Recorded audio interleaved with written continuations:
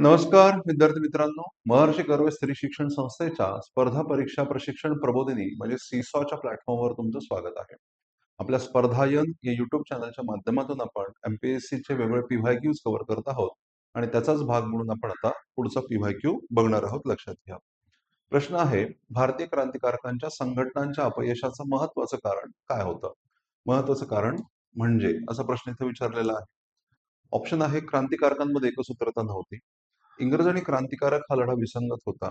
इंग्रजांनी दडपशाही केली आणि क्रांतिकारकांनी दहशत निर्माण केली. आता तसं जर बघितलं तर हे सगळे ऑप्शन्स एकमेकांना क्लोज जाणार आहेत. लक्षात घ्या. त्याच्यावर कन्फ्युजन क्रिएट होणं हे थोडंसं साहजिक आहे. आणि आता कुठल्या एका सिंगल सोर्समध्ये असं व्यवस्थितपणे एक्सप्लेनेशन दिलं नाही. कुठल्या तरी एखाद्या पुस्तकातून हे वाक्य घेतलेलं असणार आहे. पण जर आपण थोडंसं लॉजिकचा जर विचार केला तर मग प्रत्येक ठिकाणी आपल्याला असं वाटायला लागतं की अरे हा ऑप्शन सुद्धा बरोबर आहे, तो ऑप्शन सुद्धा बरोबर आहे. तर असे निश्चितच काही प्रश्न असतात जे कन्सेप्च्युअल अंडरस्टँडिंग बेस्ड जे प्रश्न असतात तर ते अशाच प्रकारे कन्फ्युजन निर्माण करतात आणि हेच प्रश्न मेक ऑर ब्रेक वाले असतात. लक्षात घ्या. म्हणजे हा प्रश्न जर आपल्याला आपली विचारसरणी किंवा आपलं मत आणि एमपीएससीचं मत जुळलं की टिक, ओके, आपण जिंकलो. आणि मग ज्यांनी पेपर काढलेला आहे त्याचं मत आणि आपलं मत नाही जुळलं की क्रॉस, आणि मग गेला आपला मार्क आणि आपण पडलो स्पर्धेमधून बाहेर. तर अशी परिस्थिती असते. म्हणून अशा प्रकारचे जे प्रश्न असताना आपण मेक ऑर ब्रेक क्वेश्चन्स असं म्हणत असतो. तर तो त्याच्यातला एक प्रश्न आहे. तर चला मी तुम्हाला एक्सप्लेन करतो आणि उत्तर काय असायला हवं ते सांगतो. मग बघा, ओके, तुम्ही ओके तुमचं ओके त्यानुसार तुमची उत्तरं जुळतात की नाही ते सुद्धा तुम्ही बघू शकता. तर भारतीय क्रांतिकारकांच्या ओके संघटना, इथं ज्या काही संघटना स्थापन झाल्या होत्या त्यांच्या अपयशाचं एक महत्वाचं कारण काय होतं असा प्रश्न इथे विचारलेला आहे. मग या संदर्भामध्ये जेव्हा आपण विश्लेषण करतो तेव्हा काही गोष्टी आपल्याला त्या ठिकाणी दिसून येतात. लक्षात घ्या. ओके, ही गोष्ट काय आहे? तर आपल्याला हे माहिती आहे की वासुदेव बळवंत फडक्यांचं जे बंड होतं ते साधारणतः भारतामधल्या क्रांतिकार्याचा एक आरंभ मानला जातो. म्हणून वासुदेव बळवंत फडक्यांना आद्य क्रांतिकारक असं म्हटलं जातं. तर हा मुद्दा सुद्धा थोडासा लक्षात ठेवायचा आहे तुम्हाला. 1879 मध्ये जे वासुदेव बळवंत फडक्यांनी बंड केलं होतं ते एक साधारणतः क्रांतिकार्याचा आरंभ असं म्हटलं जातं. त्याच्यानंतर जर आपण थोडंसं पुढे गेलो तर मग नंतर जहालवादाचा प्रभाव वाढत चालला होता. बरोबर की नाही? जहालवादाचा प्रभाव वाढत गेला. महाराष्ट्रामध्ये टिळकांचं नेतृत्व प्रखरपणे समोर यायला लागलं आणि मग महाराष्ट्रामध्ये क्रांतिकार्याला चालना मिळाली. त्याचं प्रत्यंतर आपल्याला ओके चाफेकर बंधूंच्या योगदानामध्ये दिसून येतं. ओके. त्यानंतर स्वातंत्र्यवीर सावरकरांनी जी अभिनव भारत नावाची संघटना उभी केली होती, मित्रमेळा नावाची जी संघटना उभी केली होती, ते जे क्रांतिकार्य केलेलं आहे त्या माध्यमातून सुद्धा आपल्याला ओके हे आरंभिक काळामधलं महाराष्ट्रामधलं क्रांतिकार्य दिसून येतं. हे संघटना उभ्या झाल्या. लक्षात घ्या. वासुदेव बळवंत फडक्यांनी केलं ते बंड होतं आणि नंतर एक संघटनात्मक उभारणी झाली आणि त्या संघटनात्मक उभारणीमध्ये चाफेकर बंधूंनी दिलेलं योगदान आणि नंतर मग स्वातंत्र्यवीर सावरकरांनी दिलेलं योगदान, मित्रमेळा असेल, अभिनव भारत असेल, या संघटनांच्या माध्यमातून त्यांनी ओके जे काही रचना उभ्या केल्या ते झालं संघटनात्मक ओके काय म्हणू आपण त्याला की कार्य.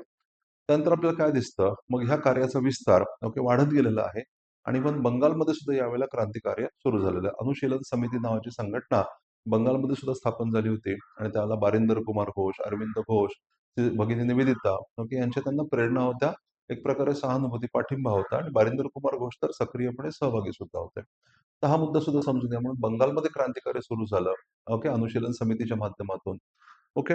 आणि मग त्याचा परिणाम म्हणून आपल्याला काय दिसतं, 1905च्या नंतर जेव्हा स्वदेशी चळवळ ओसरायला लागली होती, तेव्हा काही महत्वाची क्रांतिकार्य आपल्याला दिसून येतात. लक्षात घ्या. जसं की मुझफ्फरपूरचा ओके जो काही खटला होता तो, किंवा अलीपूरचा केस असेल, किंवा इकडे जॅक्सनची हत्या झालेली नाशिकमध्ये, किंवा मदनलाल धिंगरा यांचं कॉन्ट्रिब्युशन असेल. तर ह्या सगळ्या गोष्टी त्या संघटनात्मक कार्याचा परिणाम होता.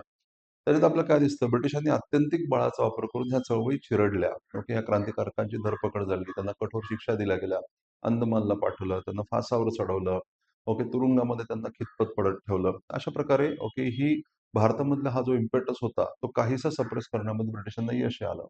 पण मग त्याचबरोबर विदेशामध्ये सुद्धा क्रांतिकार्याला चालना मिळाली. कॅनडा नंतर अमेरिकामध्ये आपल्याला गदर मुव्हमेंट उभी झालेली दिसून येते. तर गदर मुव्हमेंट सुद्धा ही क्रांतिकारी चळवळ जी भारताबाहेर सुरू झालेली आहे, त्याचं एक स्वरूप आपल्याला दिसतं.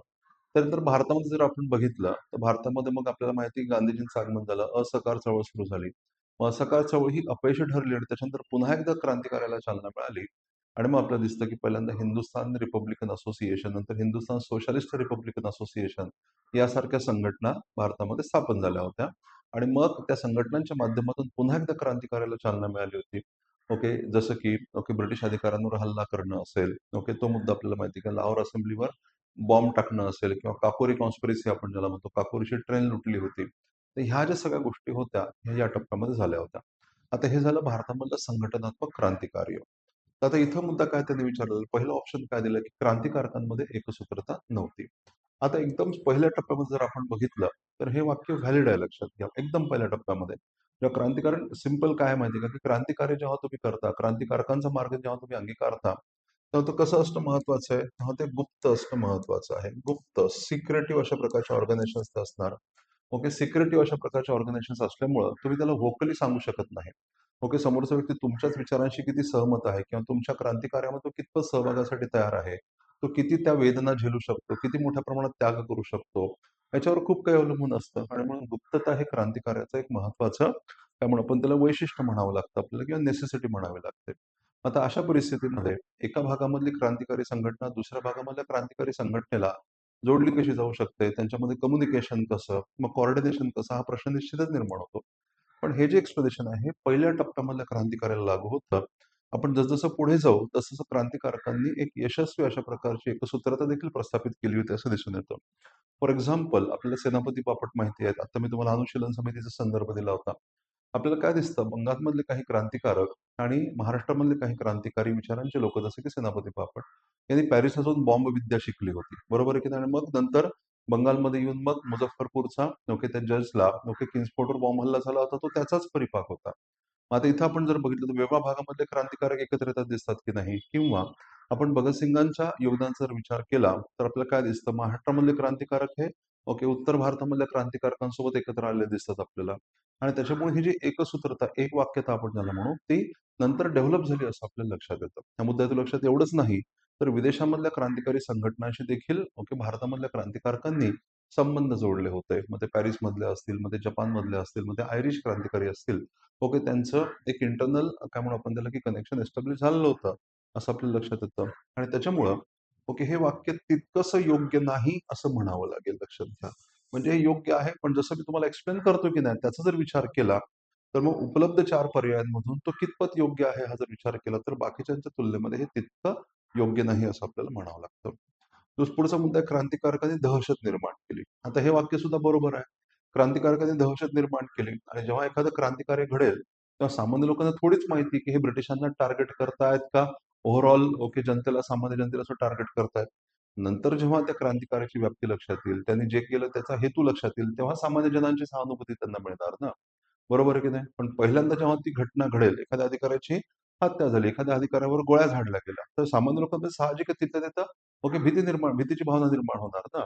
ओके, त्याला इथं दहशत असं म्हणू. पण मुद्दा हा आहे, की क्रांतिकारकांनी दहशत निर्माण केली हा तात्कालिक इफेक्ट होता.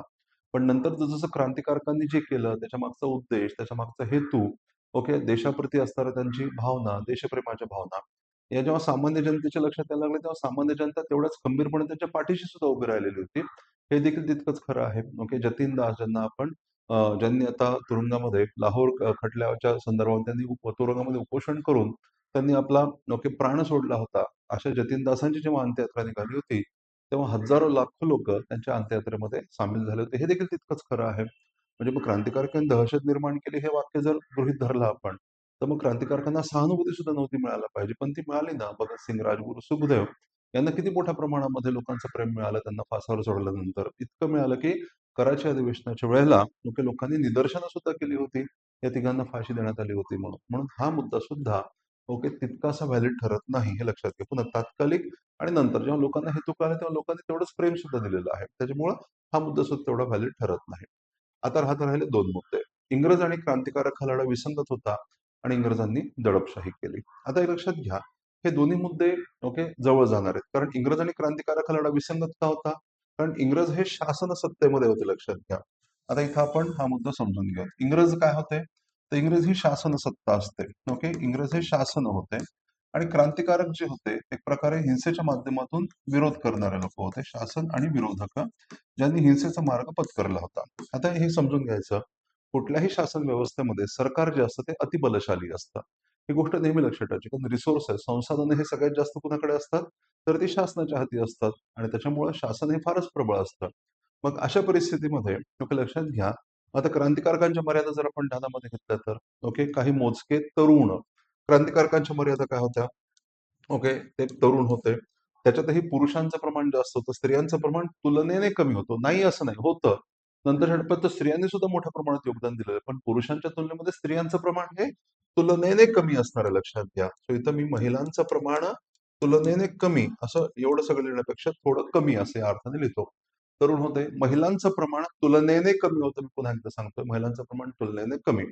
त्याच्यामुळं ओके, त्याच्यानंतर गुप्तता हा त्यांच्या काय म्हणू आपण त्याला, की ओके, कार्याचा एक महत्वाचा भाग होता. त्याच्यानंतर संघटनामधल्या मर्यादा होत्या. ओके, त्यांना शस्त्र लागणार आहेत. त्यांच्या शस्त्रांचा पुरवठा कसा करणार? कुठून मिळवणार ती शस्त्र? तर ह्या सगळ्या गोष्टी म्हणजे संसाधनांच्या मर्यादा. संसाधने ओके, ती सुद्धा मर्यादित होती. कमी प्रमाणामध्ये त्यांच्याकडे संसाधनं होती. मग त्यानंतर संघटनात्मक मर्यादा, कोणी एकदम फितूर व्हायचं, कोणी बातम्या फोडायचं, प्रत्येकावर पटकन विश्वास टाकता यायचा नाही. अशा ज्या सगळ्या गोष्टी होत्या, त्या झाल्या संघटनात्मक मर्यादा. ओके, संघटनात्मक मर्यादा. रिसोर्सेस कमी आहेत. ओके, मर्यादित लोक उपलब्ध आहेत. त्याच्यामध्ये सुद्धा सर्वसमावेशकता आपल्याला दिसत नाही. गुप्तता पाळावी लागते. संसाधनं कमी आहेत आणि संघटनात्मक मर्यादा आहेत. बरोबर ना? म्हणजे दळणवळण म्हणजे आपले मेसेजेस कसे पोहोचवायचे इथपासून सगळे चॅलेंजेस आहेत.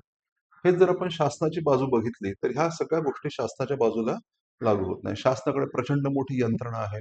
ऑफिशियली कम्युनिकेशन चॅनल्स आहेत. रेल्वे असेल, टेलिफोन असेल, टेलिग्राम असेल, म्हणजे तार असेल, दळणवळणाच्या अत्यंत ओके, काय म्हणू आपण त्याला, की ओके, सगळ्या सुविधा ज्या त्या शासनाच्याच ताब्यात आहेत. हा झाला एक मुद्दा. संसाधन शासनाकडे प्रचंड प्रमाणामध्ये आहेत. ऑफिशियली शासन हा ओके, राज्य यंत्रणेचा काय म्हणू आपण त्याला, की प्रमुख असल्यामुळं सगळी यंत्रणा ब्रिटिशांच्या मर्जीनुसार चालणार होती आणि त्याच्यामुळे हे वाक्य पूर्णपणे बरोबर आहे.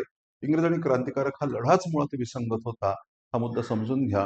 आणि ह्या बाबतीमध्ये ओके, शासनाची जी बलिष्ठता होती ओके, त्या बलिष्ठतेला क्रांतिकारकाच्या संघटना ओव्हरकम करू शकत नव्हत्या. हे सिंपल आणि साधं एक्सप्लेनेशन आहे. मग आता साहजिकच त्याच्यामुळेच इंग्रजांनी दडपशाही केली.